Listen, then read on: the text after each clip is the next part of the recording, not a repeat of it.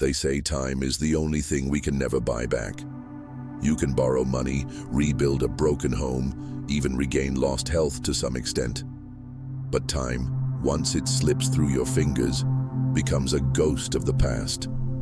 And for one boy named Arman, it took losing years of his life to finally understand that truth. Arman was the kind of person people described as capable but careless. Born into a modest family, he had parents who loved him deeply, a roof over his head, food on the table, and access to a decent school. But none of that seemed enough to spark a fire within him. He was smart, everyone agreed, but smartness without discipline is like a car with no fuel. It may look good on the outside, but it doesn't move. In school, he was often distracted. Teachers would complain to his parents about incomplete assignments, daydreaming during lessons, and his declining grades.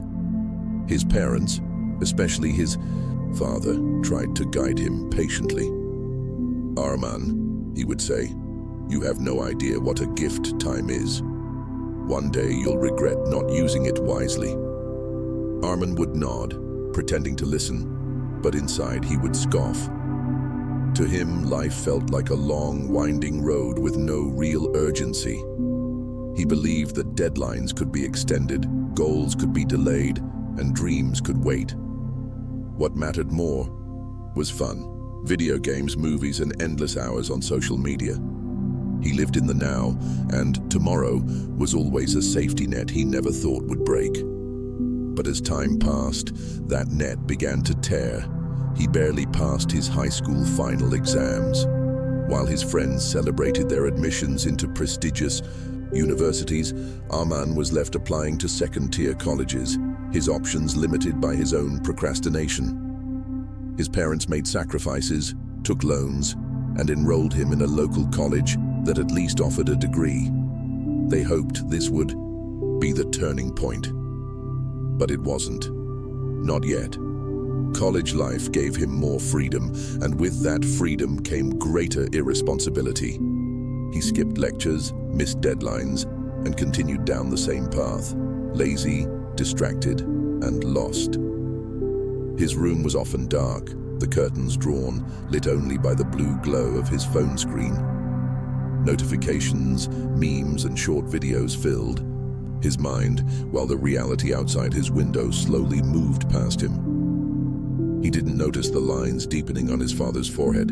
He didn't see the tiredness in his mother's eyes. He was too busy relaxing, always promising himself that he'd start working next week. But next week never came. Then, one cold winter afternoon, his phone rang. It was his mother, her voice trembling. "Your father collapsed at work," she said, trying to remain calm. "We're at the hospital." The words hit him like a punch to the chest. He rushed out, heart racing, thoughts spiraling.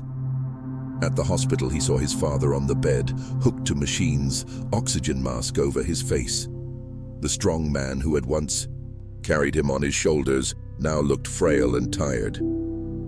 The doctor explained that it was a minor heart attack brought on by stress and exhaustion.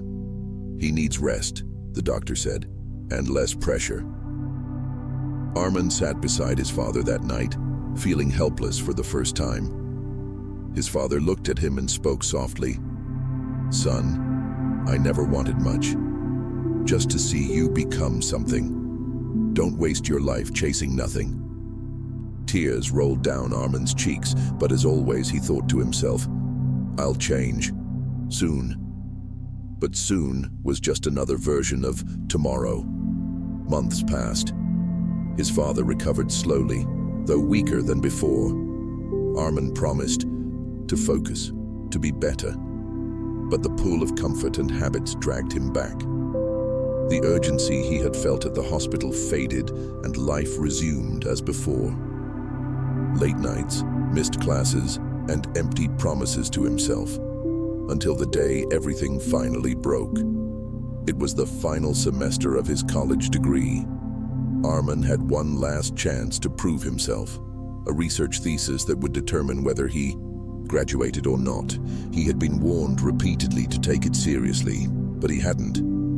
He had started it half-heartedly, worked on it in bits and pieces, thinking he had more time. The deadline was at midnight. On the very day it was due, Arman sat at his desk, rushing through pages, trying to complete weeks' worth of work in a few hours.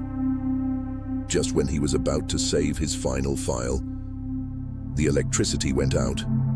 A sudden blackout. He stared at the dark screen in disbelief.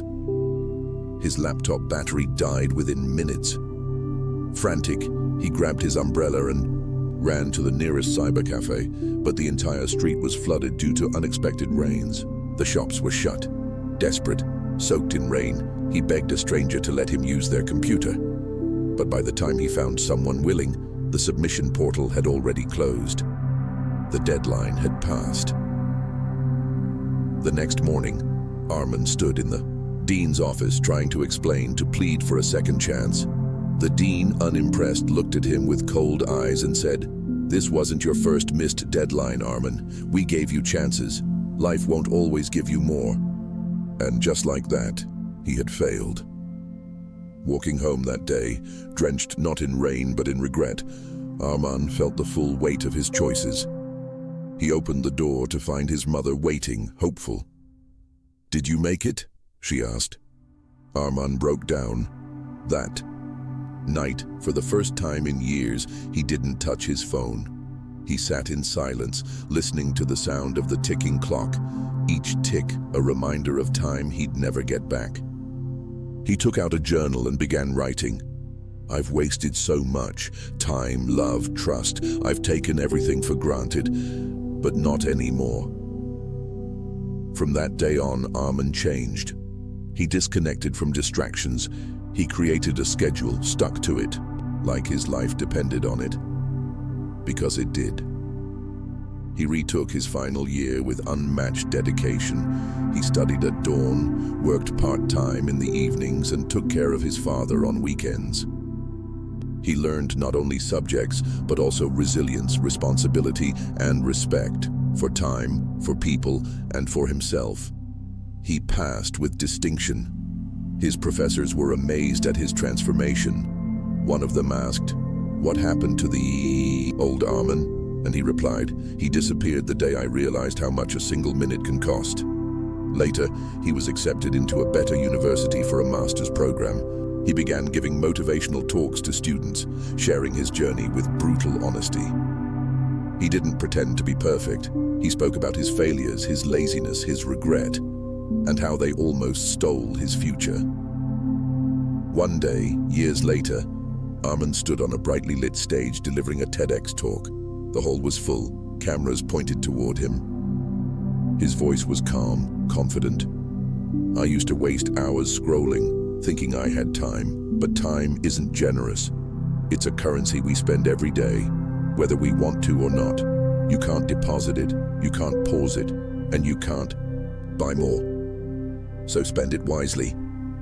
He paused, looking at the audience, his eyes searching for young faces that reminded him of his old self.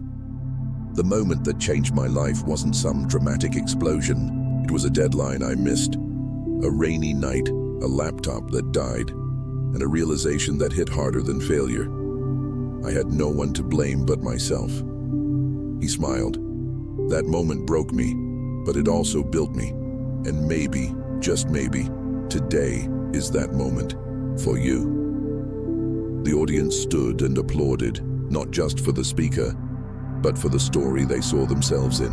Among them sat his parents. His father, eyes glassy with pride, whispered to his mother,